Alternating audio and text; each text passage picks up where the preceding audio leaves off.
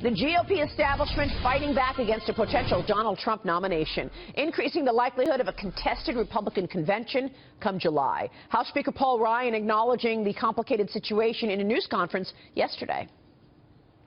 Nothing's changed other than the perception that this is more likely to become an open convention than we thought before. So we're getting our minds around the idea that this could very well become a reality, and therefore those of us who are involved in the convention need to respect that.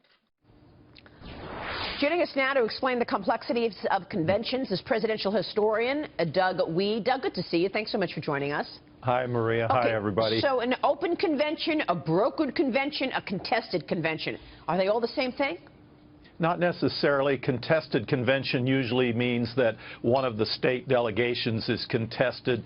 The process of selecting them at the state convention may have had errors, and so the national convention discusses it. A brokered convention, open convention, that's when one of the candidates does not have enough delegates to control the convention, and he needs other delegates from other contenders to establish the rules and to pick the nominee.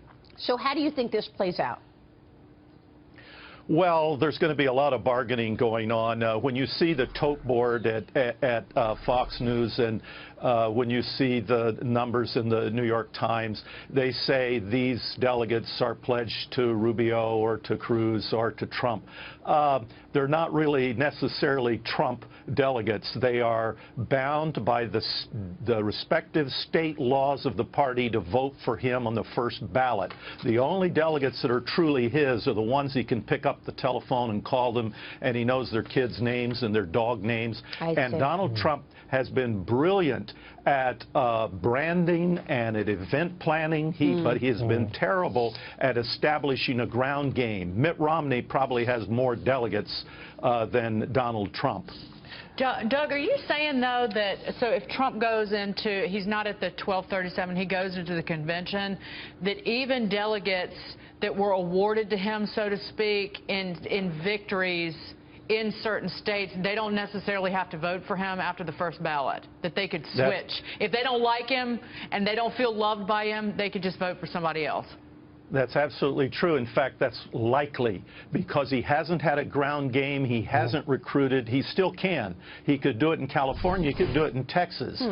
Texas has already decided, but the delegates haven't been chosen. But to give you an example, a week ago in Louisiana, even though Trump carried it by 42%, the delegates chosen in Louisiana, most of them are the same people that were selected 4 years before. They were recruited by Mitt Romney, not by Donald Trump, and he's done a poor job at getting his people into those slots. And that means that the establishment is probably going to take control of the Rules Committee, and they're going to bargain. They're going to say, we want things. We want to know the type of person you'll nominate to the Federal Reserve. We want to know if some of the companies that sponsor the Republican Party will still be fast-tracked to what we call corporate welfare, direct money from the federal government. There'll be a lot of deals that will be made if Donald Trump does not have a commanding control of his own delegation. Doug, what are the risks for the party of that scenario in the age of TV and mass media? You know, we talked earlier about some of the brokered conventions of the past. They were all in sort of the closed-door era of politics anyway, before open primaries. This sounds like a very ugly scenario that just hurts the party no matter what comes out, particularly with Donald Trump versus the establishment. Yes and no. Remains to be seen. We're in uncharted waters here. Understand that corporations that support the Democrat Party and the Republican Party also support the television networks and the newspapers. So it's kind of like sausage. Do you want to really see it being made, or do you want to throw it in with the tomato sauce and the spaghetti and just enjoy it?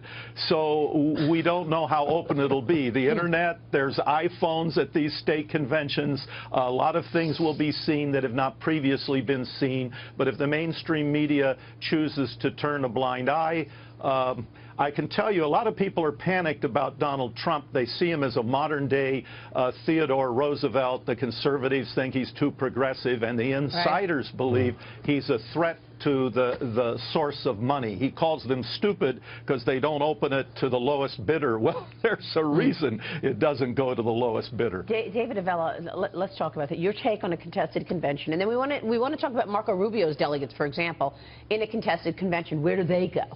The easiest way to think about this is not contested, brokered. It's multi-ballot contest. And we haven't had a multi-ballot contest, as Dagan smartly pointed out, since 1948.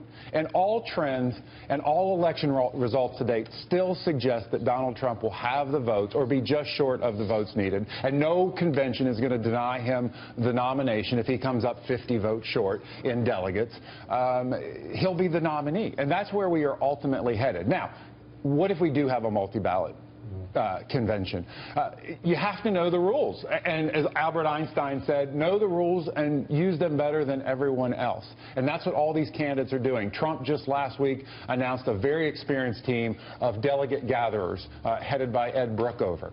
Ted Cruz has a very smart delegate recruitment event. That process is just starting now. States are just deciding who the men and women are who are going to go to the convention to be their delegates. And that fight is going on, and Doug referenced it, is that this is a lot of the one-on-one stuff, and Trump now is starting to make calls to these individuals. I do think it was somewhat ironic that Northern Marianas is the territory that gave Trump the 8th state that he needs to win a majority of delegates.